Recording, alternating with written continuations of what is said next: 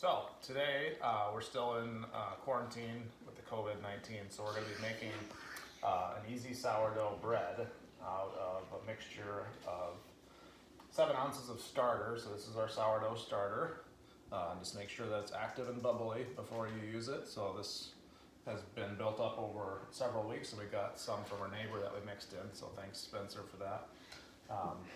And the ingredients are all laid out here. So organic extra virgin olive oil, that's for the proofing bowl, just to keep it from sticking. 2 kinds of salt that I like to use. I use the Celtic salt today, but either the red and real salt, which is mine in Utah, or the Celtic sea salt. Both are high mineral salt and low in iron.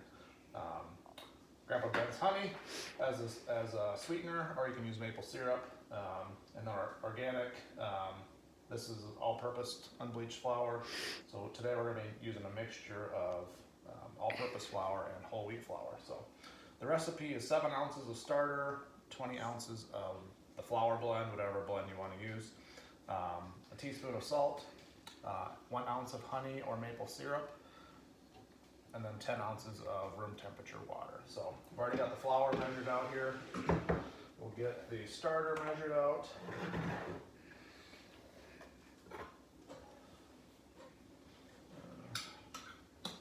Like to stir it a little bit, make sure that any of the hooch that's on top gets mixed in really good.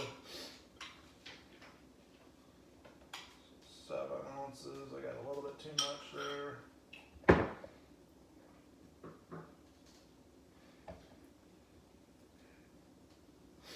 I'll get some water.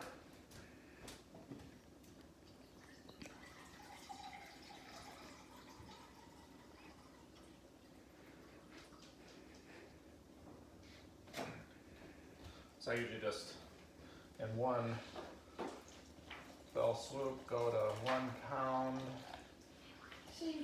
1 ounce. Perfect. And then I'll squirt in 1 ounce of Grandpa Brent's honey. You can just say honey. So you don't need to use a sweetener. Some of the sourdough they use don't use a sweetener, but it does help give it a good tang. So this will be a 3-part video series because we'll mix it, knead it, and then we'll proof it until tonight, and then we will let it rise overnight in the baking pan, and then we'll bake it. So this usually takes about 24 to 36 hours to get a full video. So we'll get this mixed up here and we'll get going.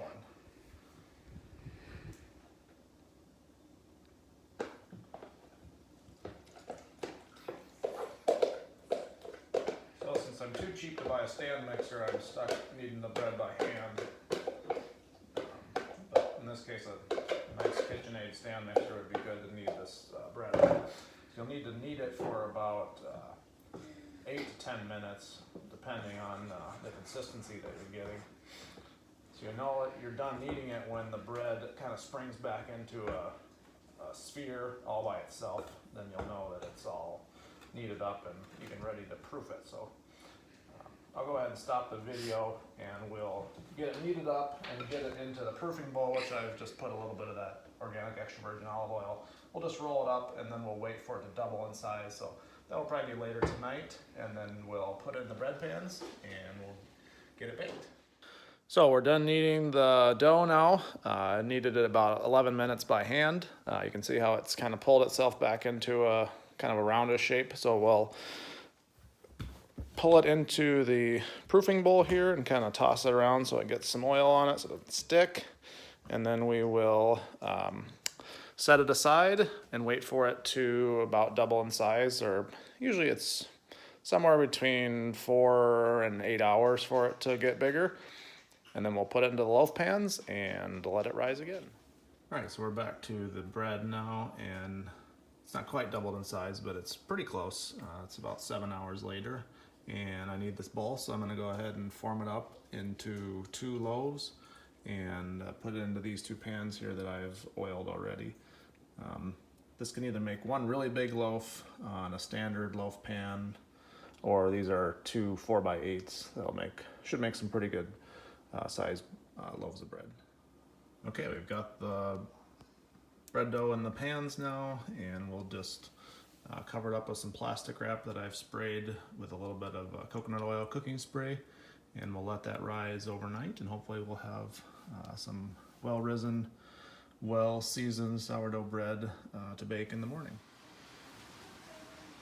So we're on the next day now, so part of the fun of sourdough is just waking up and seeing what you got, because there's no guarantee like there is with commercial yeast. So looks like we did pretty good here. These breads hopefully would have risen a little bit higher, but then maybe just let them go too long and the plastic is holding them down. But the cinnamon rolls are really going good, and this is another loaf I whipped up with the rest of the starter.